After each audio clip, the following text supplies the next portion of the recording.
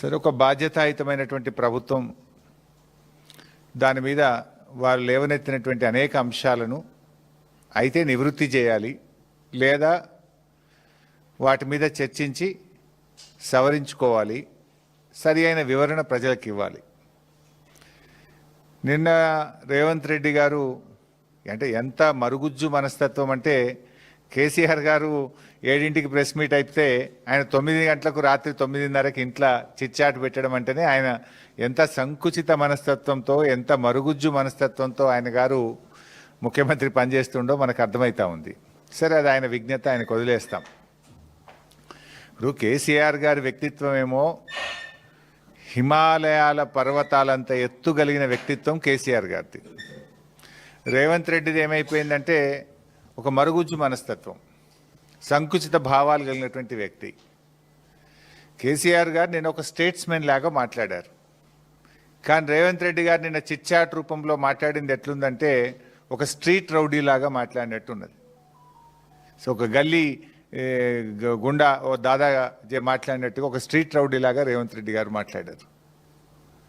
అంటే ఇంత చిల్లరగా మాట్లాడతారా? ఆయన కేసీఆర్ గారు చాలా గొప్పగా ఆయన మాట్లాడుతూ ఒక మాట అన్నారు, తెలంగాణకు నొక్కుబడనీయను అన్నాడు. తెలంగాణకు నొక్కుబడనీయను అని కేసీఆర్ గారు అంటే ఈ ముఖ్యమంత్రికి, ఈ సాగునీటి మంత్రికి ఎందుకంత నొప్పి కలిగిందో నాకు అర్థమవుతలేదు. ఎందుకంటే తప్పు చేసింది కనుక మీకు నొప్పి కలిగింది, రాష్ట్రానికి మీరు అన్యాయం చేసింది కనుక, సురుకు దలిగింది కనుక, మీరు సమాధానం లేదు కనుక ఫ్రస్ట్రేషన్లో ఆ చిల్లర మాటలు మాట్లాడినారు. కేసీఆర్ గారి వ్యాఖ్యలతో రేవంత్ రెడ్డి తెలంగాణ ద్రోహిగా నిన్న స్పష్టంగా రాష్ట్ర ప్రజల ముందు కేసీఆర్ గారు నిలబెట్టారు. ఉత్తమ్ కుమార్ రెడ్డి గారు ఉత్తర కుమారుడుగా నిన్న తేలిపోయినటువంటి పరిస్థితి. ఇప్పుడు అనేక అంశాలు మాట్లాడిన నిన్న కేసీఆర్ గారు. అరే, మేమున్నప్పుడు ఫస్ట్ క్యాబినెట్లోనే 2,000 రూపాయల పెన్షన్ ఇస్తామంటే ఇచ్చి చూపినాం. మరి నీ 4,000 పెన్షన్ ఎందుకు ఇస్తలేవు? ప్రజలకు బాండ్ పేపర్ మీద రాసిచ్చినావు కదా, గ్యారంటీ కార్డు ఇచ్చినావు కదా, 2 ఏళ్ళు అయిపోయింది, 4,000 పెన్షన్ ఏమైందని కేసీఆర్ గారు అడిగారు. దానికి సమాధానం చెప్పిందా మీరు? ఎందుకు ఆ చిల్లర మాట్లాడుతున్నారు? మహిళలకు మహాలక్ష్మి 2,500 ఇస్తామన్నారు, ఇంకెప్పుడు ఇస్తారు? 2 ఏళ్ళు అయిందని ప్రధాన ప్రతిపక్ష నాయకుడిగా వారు లేవనెత్తారు. What is the answer? ఎందుకు ఇవ్వడం లేదు? కాంగ్రెస్ పార్టీకి అపారమైన అనుభవం ఉన్నది, నిధులు ఎలా సమీకరించాలో, ఎలా ఇవ్వాలో మాకు బాగా తెలుసని ఎన్నికల ముందు చెప్పింది కదా. ఏమైంది మీ అనుభవం? మీ అనుభవం అంతా దోపిడీకి, కమిషన్లకు, వాటాలకు, లూటీలకే సరిపోతుందా? అరేగా ఎరువులు దొరుకుతలేవు.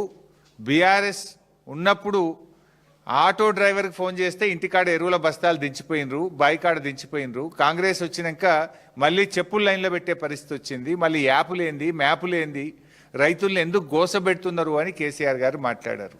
దానికి సమాధానం ఏది? అరే, ఫార్మాసిటీ అనేటువంటిది ఎందుకు, దాని ఇంపార్టెన్స్ ఏందో కేసీఆర్ గారు చెప్పారు. నగరంలో ఉన్నటువంటి జీడిమెట్ల కానీ అనేక రసాయనిక పరిశ్రమలు ఉన్నాయి, వాటన్నిటిని అక్కడ తరలించడానికి 5 ఏళ్ళు కష్టపడి చేసినాం. నీ ఇష్టం వచ్చినట్టు రియల్ ఎస్టేట్ వ్యాపారం చేయడం కాదు, హైదరాబాద్ ప్రజల శ్రేయస్సు కోసం ఫార్మాసిటీని అక్కడికి పెట్టాలనుకున్నాము అని చెప్పిండ్రు. దాని మీద ఏది మీ ఆన్సర్? ఏది? ఆయనేమో ఒక స్టేట్స్మెన్ లాగా ఈ రాష్ట్ర ప్రయోజనాల కోసం, ఈ హైదరాబాద్ ప్రయోజనాల కోసం కేసీఆర్ గారు మాట్లాడారు. కానీ రేవంత్ రెడ్డి గారు దీన్ని అంత సొల్లు మాటలు, ఆర్థిక అరాచకత్వం బీఆర్ఎస్ పాలనలో అని నిన్న రేవంత్ రెడ్డి గారు మాట్లాడినారు. అరే, నిన్నగాక మొన్న నువ్వు గ్లోబల్ సమ్మిట్ పెడితే గ్లోబల్ సమ్మిట్కి వచ్చిన టోనీ బ్లేర్, బ్రిటిష్ మాజీ ప్రధానమంత్రి గారు ఏం చెప్పిన రేవంత్ రెడ్డి గారు? ఒకసారి వీడియో పెట్టుకొని చూడు, మర్చిపోతే. ప్రముఖ ఆర్థిక రంగ నిపుణులు, ఆర్బీఐ గవర్నర్ గౌరవనీయులు సుబ్బారావు గారు ఏం చెప్పినరు? ఒక్కసారి ఆ వీడియో చూడు. కొత్త రాష్ట్రమైన తెలంగాణ అద్భుతంగా ఆర్థిక ప్రగతిని సాధించింది, 3 రెట్ల జిఎస్డిపిని సాధించింది, 3 రెట్లు పర్ క్యాపిటా ఇన్కమ్ పెరిగింది అని కేసీఆర్ పాలనను నువ్వు పిలుచుకున్నటువంటి అతిథులే నిన్ను కూర్చోబెట్టి నీ సమక్షంలోనే చెప్పింది కదా. ఇంకా సిగ్గు లేకుండా ఏం మాట్లాడుతున్నావు? కేసీఆర్ గారు ఆర్థికంగా ఈ రాష్ట్రాన్ని పరిపుష్టిని సాధించారు. జిఎస్డిపి గ్రోత్ రేట్లో, పర్ క్యాపిటా గ్రోత్ రేట్లో దేశానికే మార్గదర్శకంగా ఈ తెలంగాణను నిలిపారు కేసీఆర్ గారని ఇలా ప్రపంచవ్యాప్తంగా పేరుగాంచిన టోనీ బ్లేర్ చెప్పిండ్రు. ఈ దేశంలో పేరుగాంచిన దువ్వూరి సుబ్బారావు గారు చెప్పిండ్రు. నువ్వు దోలుకొచ్చుకున్న గెస్ట్లే చెప్పిండ్రు. నువ్వు మాట్లాడేది నిజమా? ఆ ప్రముఖ ఆర్థిక రంగ నిపుణులు మాజీ ప్రధాని చెప్పేది నిజమా? ఎందుకు ఆ చిల్లర మాటలు మాట్లాడతావు? రాష్ట్రం పరువు తీయకు రాజకీయాల కోసం.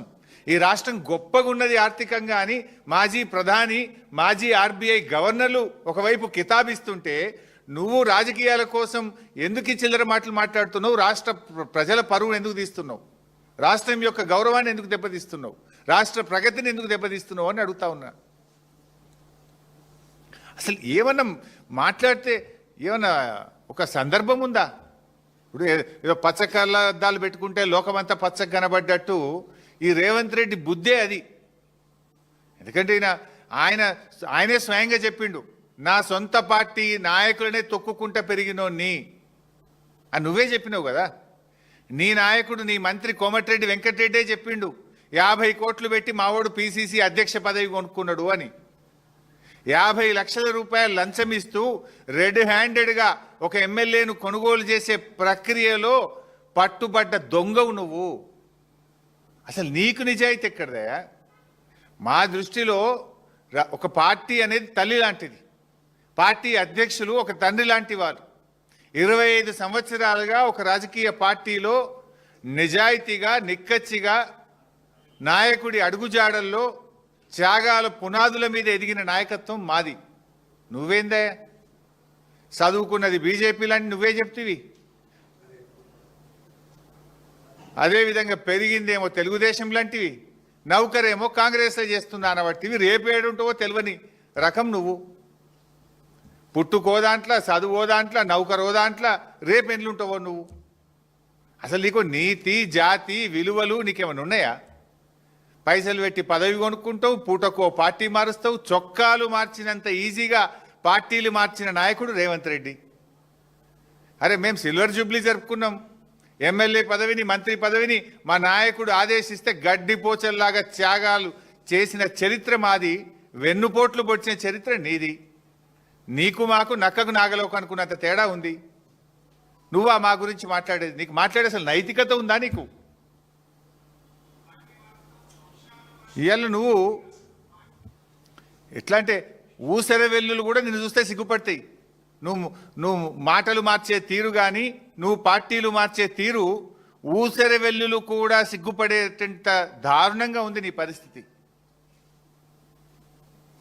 అరే నీ నోటితోనే సోనియా గాంధీని దేవత అంటివి, నీ నోటితోనే బలిదేవత అన్న రకం కదా నువ్వు. మొక్కాల నీ నోటికి.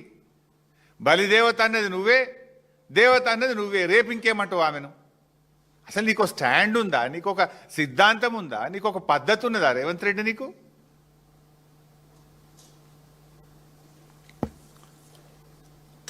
ఈరోజు నిన్న రేవంత్ రెడ్డి అన్ని అబద్ధాలే. కాళేశ్వరం లేకుండానే ఈ రాష్ట్రం అట ధాన్యం ఉత్పత్తిలో దేశంలో నంబర్ 1 చేసినట్టు నువ్వు చేసినావు. నువ్వు రాకముందే 2022-23 ఇది అఫీషియల్ డాటా. 2022-23లోనే 258 లక్షల మెట్రిక్ టన్నుల ధాన్యం ఉత్పత్తి చేసి దేశంలో తెలంగాణను నంబర్ 1గా నిలిపిందే కేసీఆర్ ప్రభుత్వం ఇన్ ద ఇయర్ 2022-23. అప్పుడే ఇన్ని వడ్లు కొనలేమంటేనే కదా ఢిల్లీకి పోయి మేము ధర్నాలు చేసింది కేసీఆర్ గారి నాయకత్వంలో. ఇవాళ ధాన్యం సేకరణలో కూడా 2020-21లో 141 లక్షల మెట్రిక్ టన్నుల ధాన్యం సేకరించి నంబర్ 1గా నిలిచిందే తెలంగాణ. ఇంత నువ్వు వచ్చినాక ఎప్పుడు సేకరించలే. ఈరోజు కూడా కాళేశ్వరం ప్రాజెక్టు నీళ్ళే పంటలు పండుతున్నాయి. ఇప్పుడు మల్లన్న సాగర్ కింద పండే పంట కాళేశ్వరం కాదా? రంగనాయక సాగర్ కింద పండే పంట కాళేశ్వరం కాదా? అనంతగిరి కింద పండే పంట కాళేశ్వరం కాదా? అవన్నీ కాళేశ్వరంకు దెర్ ఆర్ 3 సోర్సెస్. ఒకటి, బాగా పంట వర్షాలు పడితే ఎస్ఆర్ఎస్పి నుంచే కాళేశ్వరం నీళ్లు వాడతాం. మధ్య తరహా వర్షాలు పడితే ఎల్లంపల్లి నుంచి నీళ్లు వాడతాం. కరువు పరిస్థితులు వస్తే మేడిగడ్డ నుంచి నీళ్లు వాడతాం.